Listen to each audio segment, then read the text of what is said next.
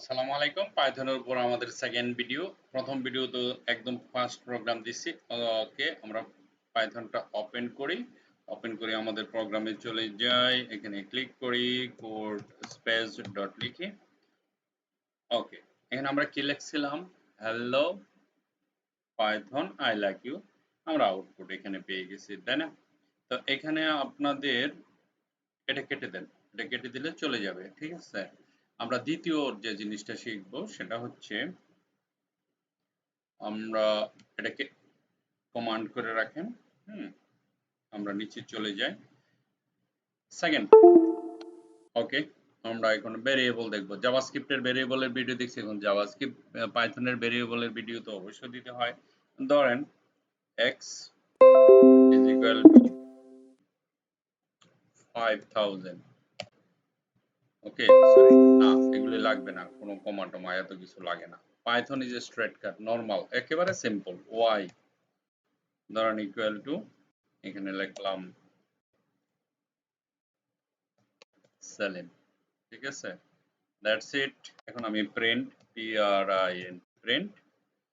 Print লিখবো, লেখার পরে একটা লিখবো x, এখানে শুধু লিখবো x, ঠিক আছে?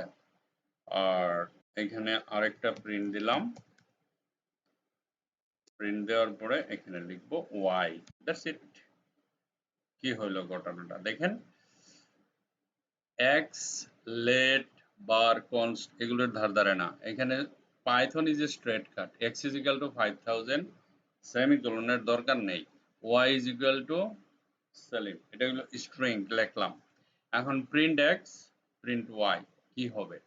হুম, আমরা যদি প্রোগ্রামটা রান করি, এই যে রান বাটনে ক্লিক করার সাথে সাথে প্রোগ্রামটা রান হয়ে যাবে। দেখেন এখানে এসে রান করে দেখাচ্ছে 5000 সেলিম। That's it. আমার x এর মান হচ্ছে এত, y এর মান এত।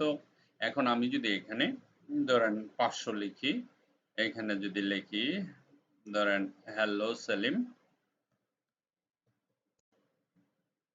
ঠিক আছে? আমি এটা আবার রান করলে সে তাই দেখাবে।